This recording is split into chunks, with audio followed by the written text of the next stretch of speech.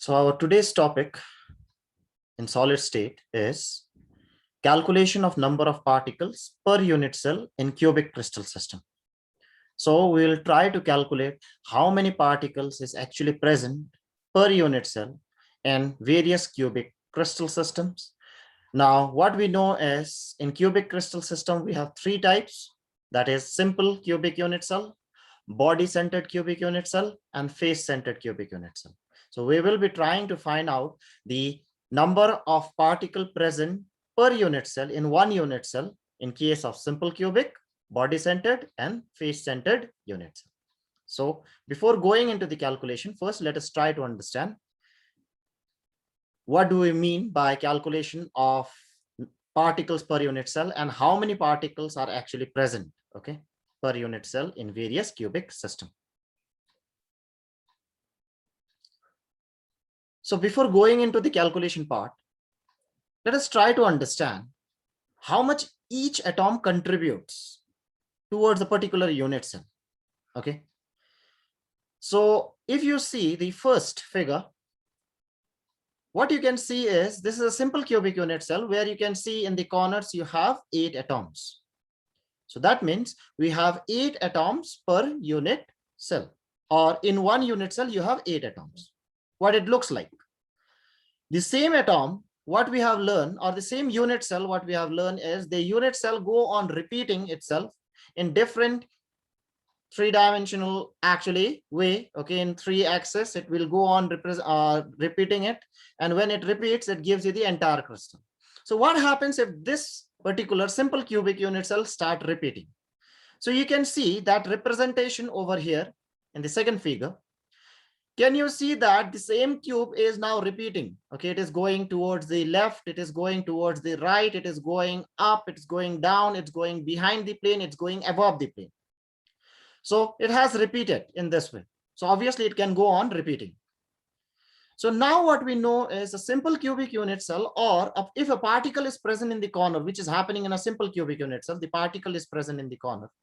So if I take one of the corner particle, obviously all are equivalent, so I'm taking one. So let me take this one. I hope everyone can see the cursor. So the one which I'm pointing, just focus on that.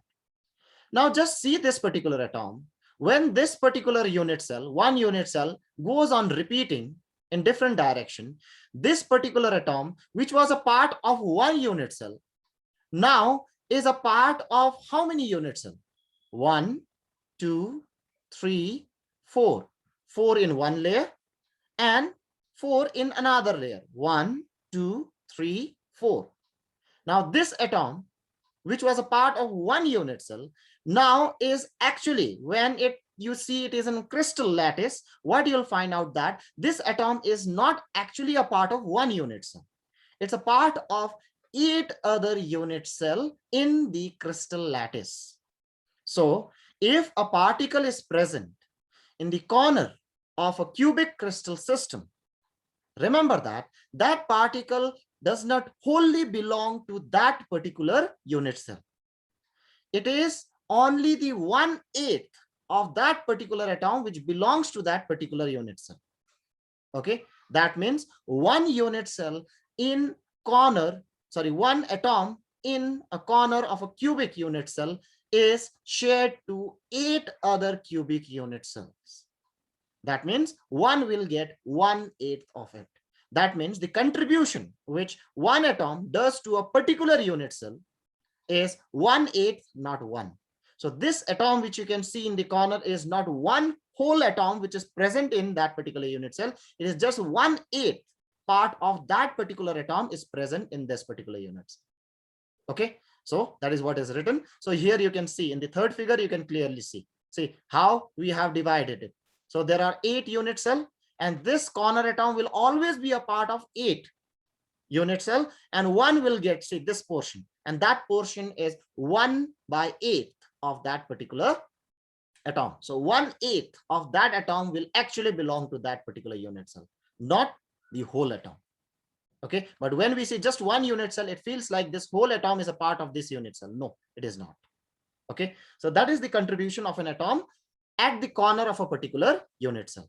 So whenever we talk about any atom, in a cubic crystal system, if it is present in corner, the contribution of that particular atom towards the unit cell is 1/8. Okay, so that is about the corner. Let us try to understand what will happen if the atom is present in the face, like what we have in a face-centered cubic unit cell, which you can see in the figure in the left hand side. Now try to understand what is happening now again is this particular unit cell has the atoms in the corner. Okay, now we know how much it contributes in the corner, but this particular unit cell has atoms in the face also. Now the question is, how much of this face-centered atom is a part of this particular unit cell? Now, since it is present in the face, so one more unit cell can come in any face, is it not? So one unit cell is this, another unit cell, they can come together. So one face will be a part of two unit cells. Okay, it's like one wall of a particular room is a part of two rooms. It's not one room. Okay, in the very same way, now this is one unit cell, this is another unit cell, and this atom is present at the face center. So this atom is not only a part of one unit cell, it's a part of two units. Now try to understand, if I put one unit cell on the top or behind or in the front or on the bottom, it will never ever share this particular atom. It will never come in touch with this particular atom. That means an atom in phase will always be a part of two unit cell. If it is a part of two unit cell, how much it contributes to one? It contributes half. So the contribution of a face-centered atom towards a particular unit cell is half. Coming for the next. Contribution of an atom at the corner of a particular cell, and that is nothing but for a body-centered. Now for a body-centered unit cell, what we can do? Now you can see it has in the corner. Now what we are interested is in that particular center, that body-centered atom. Okay, what will happen to this particular body-centered atom? How much it will be contributed? Okay, so an atom at the body-centered, obviously this atom now will not be a part of any other unit cell. It is present at the center of the body without touching any of the edges, without touching any of the face, without touching any of the corner. So it is just present at the center. So this will not come in touch even if it actually goes on growing. Okay, if the unit cell will grow in all the different direction also, this particular atom will never be shared with any other unit cell. As a result, if an atom is present at the body-centered, it will just be a part of that particular unit cell. So that means the total contribution is 1. So wholly it contributes to that particular unit cell. So the important thing what we need to understand is, if an atom is present in the corner, the contribution of that atom towards that particular unit cell is 1/8. If an atom is present in the face, the contribution of that atom to that particular unit cell is half. And if an atom is present in the body, the contribution of that particular atom towards that unit cell is total 1. Means it totally contributes towards that unit cell. Now, knowing this, now we can go for the calculation of the number of particles per unit cell for various cubic system. So let us first start with a simple cubic lattice. So for a simple cubic lattice, what do we know is the particles are present only in the corners, is it not? That is what a simple cubic unit cell is. Now, how much or what is the contribution? What we know, each corner atom makes 1/8 contribution towards the unit cell. Yes. So this is how it looks. Actually, this is what is the actual contribution. See, this is the unit cell. An atom will be here, an atom will be here, an atom will be here, here, here, and here. Okay. Now, what we know is this particular atom will be a part of other 8 unit cell or other 7 unit cell, including this, it will be 8. So how much this will get is 1/8. So this is 1/8, this is another 1/8, this is another 1/8, this is another 1/8. So you will have 8, 1/8 part of atom. So the number of atoms in this unit cell will be how much? You have, okay, there is a slight mistake over there. This has to be 8 atoms. Okay, so this is 8 into 1/8, which will be 1 atom. Okay, so 8 atoms. Okay, 8 atoms in the corner. Each is contributing how much? 1/8, which results into 1 atom. Please make that change. It will be 8. Okay. Coming for the next. In case of body-centered cubic lattice. So what will happen in case of body-centered cubic lattice? Now, what is body-centered cubic lattice? You can see in the figure, the atoms are present in the corners and the atom is present at the body center. Now, what do we know?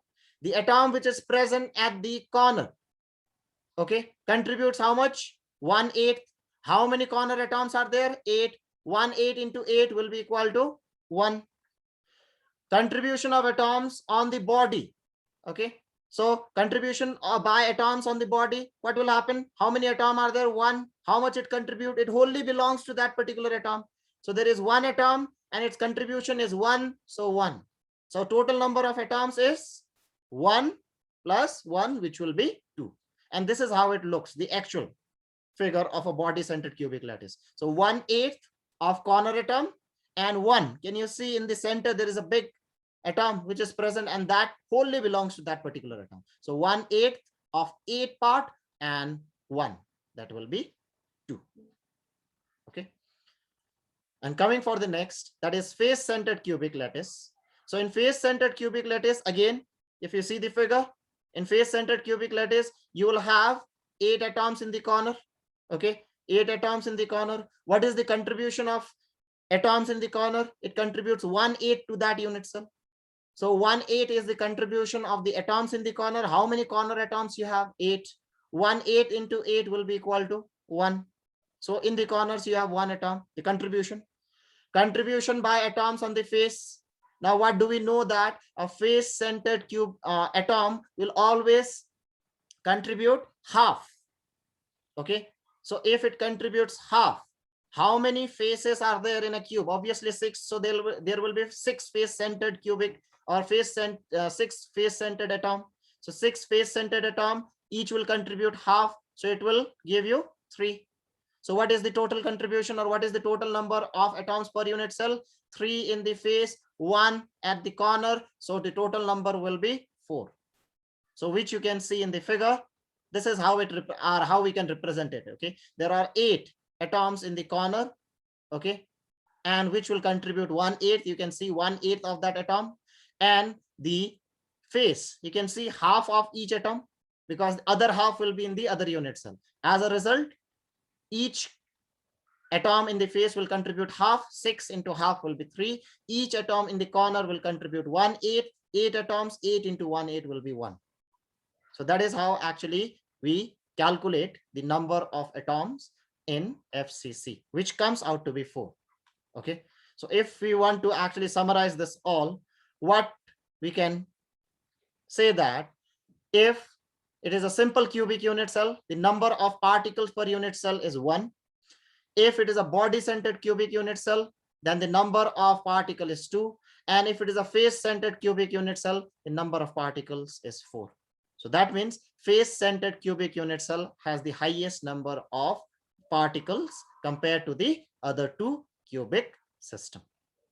Okay, so that is how we calculate and understand how to know the number of particles in various cubic crystal systems.